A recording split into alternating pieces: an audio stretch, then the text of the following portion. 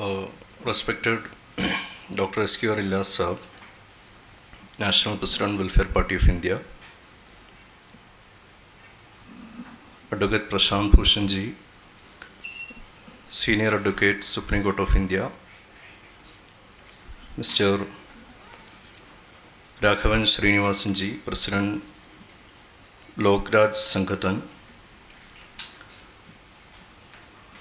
Dr. Zafrul Islam Khan Sahab, Ex-Chairman, Delhi Minority Commission, Brother Arif Akhlaq, and my dear friends, brothers and sisters, I would like to share some few words with you on this auspicious day of the country is celebrating 75th Independence Day. So I'll just read out what I want to share with you. That as we know that our country is observing and celebrating its 75th Independence Day, I would like to wish everyone here a happy Independence Day on behalf of the Fraternity Movement of India. The thought which comes first in mind on this special day is that as a 75-year-old independent Indians, are we a satisfied society or not? Being an independent society and sovereign republic, have we achieved all the promises which the concepts of democracy and freedom gives to a nation and its citizens? 75 years ago, as India and Pakistan were forged into two separate, distinct and sovereign nation states that witnessed the worst communal riots in our shared history, leaving lakhs of dead bodies, amputated, stabbed and shot, friends and families turning into strangers overnight and killers by the day. Distrust and disregard for each other's became the ordeal of the day. It is with deep despair and anguish do I say that we are breathing in a similar, if not the same, atmosphere.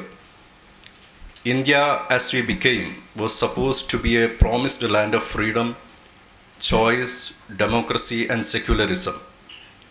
We are in 2021 now, and what it has become in 75 years is different for who is looking at it. For some, this country is finally achieving its lost glory, waking up to restore what was lost, reinvent what was forgotten, remember what was silenced. The realization of this India, however lucrative it might sound, has turned into a nightmare for so many of its citizens. For many of them, India is suffocating, snatching their breaths, forcing them to give up their dignity and rights. Many are living amidst a brewing genocide. Our forefathers, too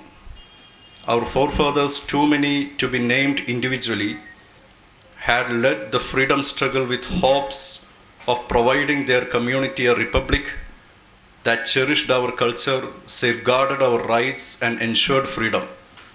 Now we are forced to rethink and relive the struggles and challenges our forefathers had faced. Today's India is a shattered dream. It took just one organization to win just 2 consecutive elections to turn this republic into a dictatorial fascist regime.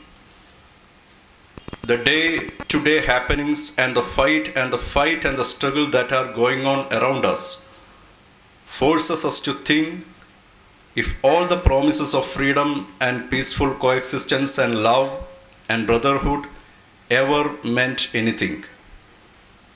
The people from marginalized communities are being killed on a daily basis. Muslims are treated as second-class citizens, even openly being denied the minimum guaranteed citizenship. Many massacres are being carried out daily. The sharpest of our minds are the most fearless amongst us, They are now forced to live behind the bars for years. Every single day, people are being stripped of their dignity. The state has virtually become a monster challenging existence and eating up its own people bit by bit.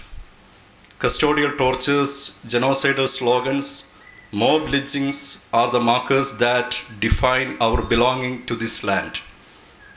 And most importantly, we are forced to revisit the idea of freedom. Is absence of war or foreign occupation enough to be free? Freedom, the real freedom, is the presence of justice. Unfortunately, we live in a society that has let go of the ideas of justice. Militias with police protection are in charge of the state of affairs in this country. What we eat, what we wear, what we live, where we live, whom we love is all being controlled and forcefully controlled by the state-sanctioned RSS-affiliated militias. Just a couple of days ago, an old Muslim man was thrashed by a group of radicalized Hindutva mob in presence of his daughter, who begged and begged for mercy. The painful video was watched and celebrated in the right-wing circles as some sort of achievement. Police action to such incidents are for namesake. In a country where genocide orchestrator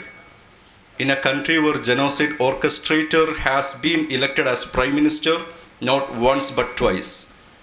A terror accused has been elected as parliamentarian. A bad-mouthed rape enabling self-claimed mystic is elected as chief minister of the largest state. The sense of justice is certainly lost. A society that has not ideals for justice self-destructs itself. For many, their homeland is gradually unbecoming their homeland. Their neighbors are turning into strangers and their killers. Their membership in this society is being forcefully cancelled, and their sense of belonging to this place is lost. Many youths are living in immense anxiety and trauma, and they have lost any and all hopes of a shared future. As our forefathers did, the people of India shall also fight to claim their rightful share in this land, restore the self-esteem and dignity, and find hope against hopelessness. Until the moment arrives, freedom is a word that means very little for many who are living here. With these words, I would like to conclude my words. Happy Independence Day to all. Thank you.